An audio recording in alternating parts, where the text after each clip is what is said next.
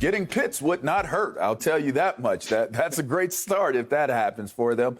But I think this is internal, guys. I mean, when you take a look at this Dallas Cowboys team, you got to make this an internal conversation between your leaders. You know, Zeke Elliott, Dak Prescott, you know, Zach Martin, Tyron Smith, La'el Collins, your offensive front, basically, your leaders on the receiving side, you know, Amari Cooper. And you got to have a conversation with Ezekiel Elliott and Dak Prescott. Why? Because this is a team that has grossly underachieved through the last, several years. And coming into this season, they're heading into that type of land where the cap may start to be a reason for this team to fall apart in terms of losing players. You've got to address internally the leadership, the accountability, the approach to the season. Zeke, you got to have a Pro Bowl year. Dak, you got to have a Pro Bowl year. Some of you guys up front, receivers, CeeDee Lamb, y'all got to have Pro Bowl years. If you had that, we might win the NFC East, and we might find ourselves in a great situation in the playoffs. I think it starts with internal conversations and coming together that way. Yeah, I agree. However, number one, let me address this. The Cowboys aren't going to get Kyle Pitts. He's not going to fall to number 10. Like, he's going to be gone before then. But when you look at the Dallas Cowboys, yes, it is internal, but it's personnel specifically on the defensive side of the football. Offensively, they have the personnel that can match with any offense and go up against any defense in the National Football League. Defensively, when you look at what they lack depth at the linebacker position. We know who Jalen Smith is. We know who Vander Esch is, but they had down years. They need depth there. They definitely need to address the cornerback position. This league is a passing league. Look across what is going on within your own division. Don't even look beyond your own division. The New York Football Giants acquiring Galladay. They need somebody that can match up against these receivers and these passing attacks in this National Football League. So they have to address that cornerback position along with the safety position. Offensively, I'm not concerned about the Dallas Cowboys. I think they're going to be good with Dak Prescott, your $160 million man, back under center, hoping that he's going to be healthy. You got the 10th overall pick. You can add something that you need and that will implement and bring value right now, not down the road defensively. And that's where I think that the Dallas Cowboys has to focus. They've already been doing it with adding Keanu Neal, who I absolutely love. He's a hybrid. He's a safety that's moving to linebacker that loves getting his nose dirty. So I think they're heading in the right direction. They just need to keep adding some pieces that will help them right now. Well, I'm going to address this question. I agree with Greg. Kyle Pitts probably won't be there at number 10. But if he is, you got to take him. And I'm with you, Greg, that they obviously need to improve on the defensive end. I mean, that goes without saying. That was one of the worst defenses we've ever seen last year. But if Kyle Pitts is on the board, I get it. Your receiving core is one of the best in the league already. But you still have to go and get this guy. He's a guy that looks like a Hall of Fame talent. He's a guy that looks like a unicorn, 6'6", 245, can play tight end, can split out as a receiver. We've seen whether it's George Kittle, whether it was Gronk, whether it's Zach Ertz or Travis Kelce, a tight end who's a mismatch for linebackers and cornerbacks. What can you do with a guy like that? So Kyle Pitts, if they can get him, I think to what you said, LaVar, if you have him with those receivers, that opens things up a little more for Zeke. So now I think Zeke can have that type of year that he needs to have for the Cowboys. I think the defense can be addressed. Look, I think their personnel's not bad defensively. Nobody expected them to fall apart like they did last year. 2 years ago under Rod Marinelli, when they ran the 4-3, they were 11th in the league defensively in points allowed and against the run. Last year, Mike Nolan comes in as a defensive coordinator, tries to get cute, tries to do a bunch of different schemes in a pandemic season when you really didn't have time to prepare. And I think a lot of guys were confused. Now you got Dan Quinn coming back, going to put back the 4-3. I think that scheme will fit better for DeMarcus Lawrence. 6'6", 245, can play tight end, can split out as a receiver. We've seen whether it's George Kittle, whether it was Gronk, whether it's Zach Ertz or Travis Kelce, a tight end who's a mismatch for linebackers and cornerbacks. What can you do with a guy like that? So Kyle Pitts, if they can get him, I think it's up your run defense too. So I think defensively, they're not going to be awesome, but I think they can be adequate and middle of the road defensively. And then with that offense, that offense should be great, and they can definitely win their division. They should win that division. I got to stop everybody here. So I can understand Greg Jennings caping up for an offensive player in the draft, but LaVar Arrington, I am extremely disappointed that you looked at the Cowboys defense, which was 28th in the league in points allowed last year. They could not stop a nosebleed, and you're advocating for them to go get another offensive player? This is typical Jerry Jones. I like shiny new objects. Let's get CeeDee Lamb in the draft. CeeDee Lamb's very talented, extremely awesome receiver. Oh. Doesn't help them at all. Okay, they've got receivers. They've got an offense. LaVar, they were giving up points in buckets early in the season. Could not stop anybody. And look at this secondary, okay? They got a young kid, Diggs, who I like. At number 10, they absolutely need to take the cornerback out of Alabama, Surtain. His dad was an NFL player. They got the lineage. Now you've got two Alabama cornerbacks, guys who played together in Tuscaloosa. That secondary is atrocious. And what happened in the division, LaVar? Look at what Washington did. They go out and get a receiver. What did the New York Giants do? They go out and add Kenny Golladay. Oh, and Kyle Rudolph. This division's going to be a lot more difficult, guys. I know the quarterback in Washington, and we don't trust Danny Dimes in New York. But if you look at the offensive talent on the outside, they are very skilled. The Eagles will be better.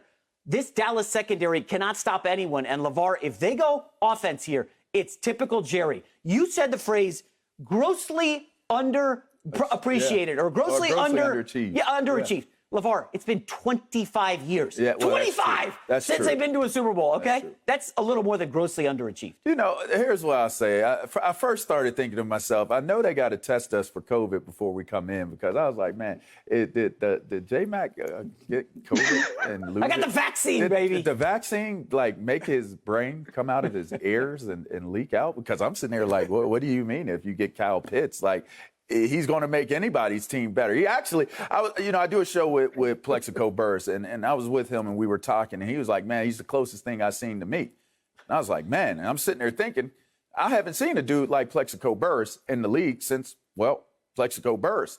And he does. Like, I started studying him on film, the way he moves, his fluidness, his way of, like, just making it easy. And one thing he said that stood out to me, he said, you can neutralize speed. You can back guys up. You can, create a cushion, but you can't neutralize size. And the man being as big as he is at 245 and at 6'5", that is a tremendous amount of size. That's ball radius to catch the ball.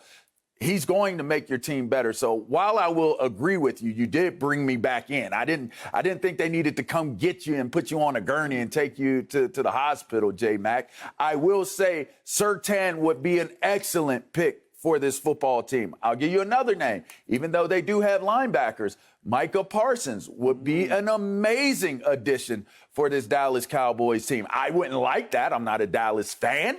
I love Micah Parsons to death. He's a Penn State, Stick City guy, but he would make them better. But again, it still, to me, comes back to, with everything that you guys are talking about, this is about intestinal fortitude. I almost feel like the Dallas Cowboys became the Dallas Cowboys. And it's like, it ain't the Dallas Cowboys, like with Larry Allen, Dallas Cowboys, like with Eric Williams and Stepnowski and Novacek and all those guys that were coming out, with Nasty Nate coming out, and they were hitting you in your mouth.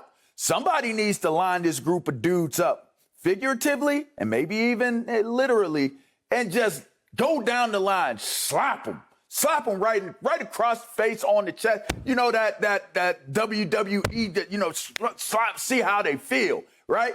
If you can't handle the heat, We don't need you. That's not the culture we need here right now. We need dogs going out there. If you can handle it, then go get your equipment, go get in the locker room, go get in the weight room. This is a cultural thing in Dallas. They got to stop being divas in Dallas and get back to work. That's what it comes down to if they want to really ultimately improve their opportunities to be a better team in the future. Well, I got to I think they need to bring you in for a pep talk, too. I think they need to bring you in for a pep talk in that locker room. Quickly, Greg, I had to address what J-Mac said. I mean, you're talking about that division. Look at the quarterbacks in that division, man. I mean, Jalen Hurts, I like Jalen Hurts personally, but statistically, he was worse than Carson Wentz last year. He had that one nice game against New Orleans, and then it was downhill. That's not fair. So we don't know what he is. I like him, but I'm just saying he was statistically worse than Carson Wentz last year. So J-Mac's talking about him like he's a certain thing. He's not.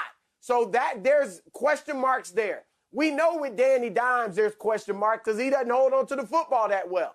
And then Washington, their quarterback situation is a mess. So Dallas, I agree with LaVar in that if they can have an attitude adjustment, particularly on that defense, then I think they can win the division. I'm not saying they're a Super Bowl contender, but they can certainly win that division, and that's the first step. Yeah, Chris, you make a great point when you on your first loop, when you talk about Rob Marinelli and what he was able to do a couple of years ago with this defense. And I think that's what the expectation was. They didn't expect for this defense to take the drop in the fall off that they did. And so, J-Mac, when you sit here and say to me as a receiver that CeeDee Lamb doesn't help your football team, what are you talking about? Yes, he does. He gives you extreme depth. He is a guy that, just like with the gentleman that we're talking about, a little different with Pitts. He's a more of a transcendent player, in my opinion. But he gives any team, like LaVar said, a chance to get better immediately. But defensively, yes, they fell off. But it wasn't expected. Just like offensively, it wasn't expected that Dak Prescott was going to get hurt. You don't plan for things like that to happen to your organization, to your football team. But moving forward, yes, LaVar, I agree with you. They do need to have a come to Jesus moment, if you will, with one another, where they're challenging and holding one another to a level of accountability. CeeDee Lamb said, we have some of the best talent at the skill position in all of sports. I'll put our guys up against anybody. And I agree. He should feel like that. But they have to play like that. They have to show that on film, week in and week out. We're tired, and we have been doing it forever in the media, talking about this personnel, this roster, all this talent that the Dallas Cowboys have acquired, have put together, have assembled, and yet they come up with nothing. They come up empty. And so it's almost like they're trying to live vicariously through what LaVar is talking about, the past of the Dallas Cowboys, and the past has just simply not been that great. All right, and Greg, they have to change that. Yeah, listen, okay, fair enough. You guys came after me, I get it. Let me just point this out. Last summer, you remember, they were in salary cap hell. We got to get ready to pay Dak. They lost 4 starters from the defense heading into last season. So we knew it was going to come back to the pack. And when we saw them fall from, I believe, 16th to 21st in the league, and then you watch the early season, even with Dak guys, what was the shootout like against the Cleveland Browns? They could not stop anyone. What was it like against the Atlanta Falcons? Yes, they got lucky with an amazing comeback. They gave up like 39 points. When you are hemorrhaging points, you're putting pressure on Dak Prescott to deliver. And LaVar, I know you like Dak, and we've gone 15 rounds over Dak Prescott. Whatever you think he is, he cannot overcome defensive mistakes every single week. And this is the last thing I'll say about this. They have a 1 to 2 year window in Dallas with Dak Prescott's contract. $22 million cap hit this year. Then it jumps to 33. Then it's in the 40s. We know you can't win with a quarterback making over 40 mil. Hasn't been done in the league. Okay? So they have a 1 to 2 year window. I am on board with Dallas going cornerback at 10. However, LaVar, you'll like this.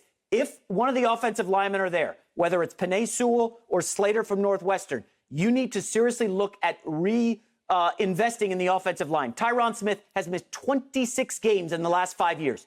I mean, he was an elite left tackle, okay? He hasn't been an all-pro in 5 years. We've seen a little regression due to injuries. They need to protect their investment, the $40 million guy in Dak, or they need to go cornerback.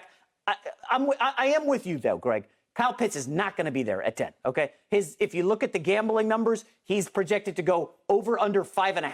So this is a pipe dream that Jerry's living in. Oh, we're going to add another weapon. They need defense badly, LaVar. I don't care about Danny Dimes or whoever's starting at QB1 in Washington. This defense can't stop anyone in the league.